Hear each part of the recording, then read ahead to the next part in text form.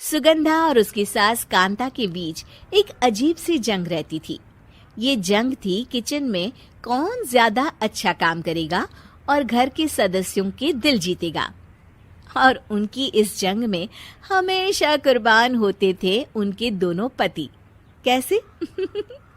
आइए देखते हैं इस किचन पॉलिटिक्स की कहानी में।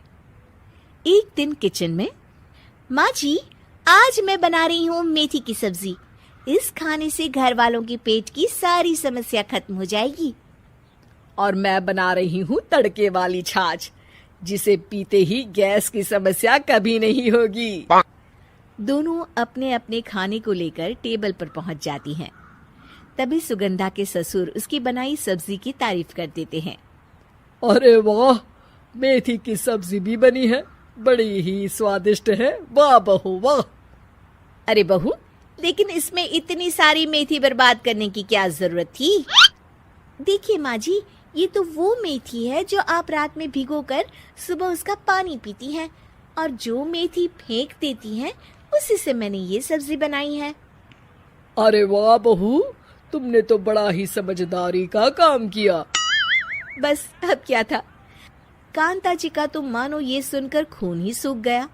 वो फैसला कर लेती है कि किसी भी तरह वो अपने खाने की तारीफ लेकर ही रहेगी और सुगंधा को किचन में उसकी कमियां गिनाएगी।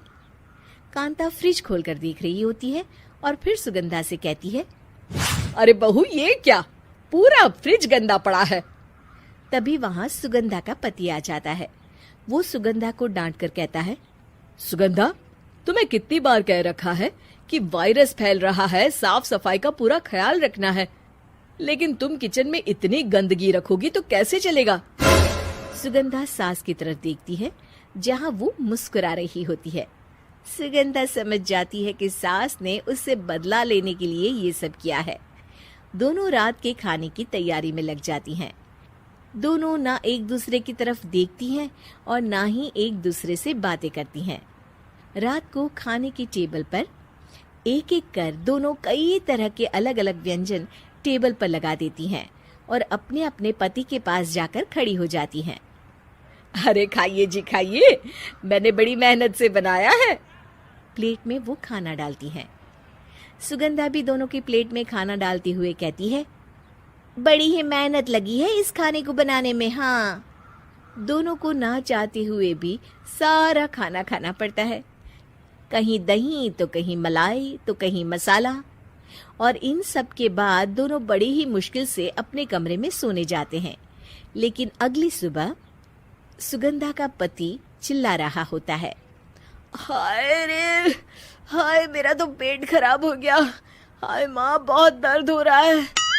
तो वहीं कांता के कमरे से भी कुछ ऐसी ही आवाज आने लगती है। हे भगवान, इस सास बहू की लड़ाई हमारी जान लेकर रहेगी। जाओ कोई डॉक्टर को बुला कर लाओ। डॉक्टर आते हैं।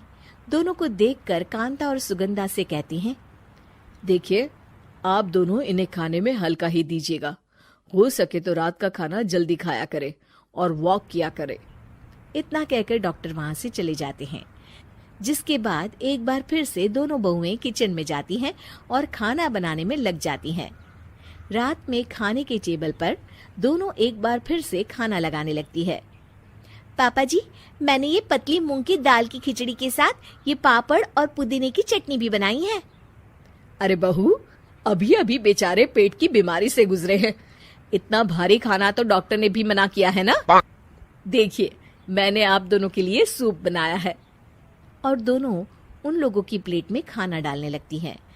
तभी दोनों एक साथ बोल पड़ते हैं, बस करो, हमें माफ करो, हमें नहीं खाना इस घर में, ना खिचड़ी और ना ही सूप।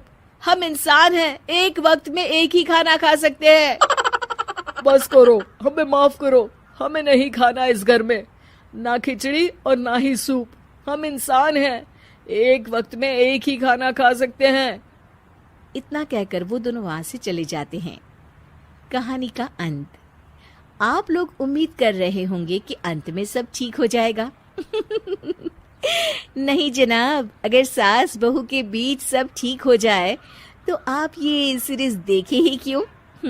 तो मजा लीजिए इस चैनल में सास बहू से जुड़ी कहानियों का, क्योंकि ये ऐसा रिश्ता है जिसकी मिठास उसकी खटास में हमेशा ज्यादा ही रहती है।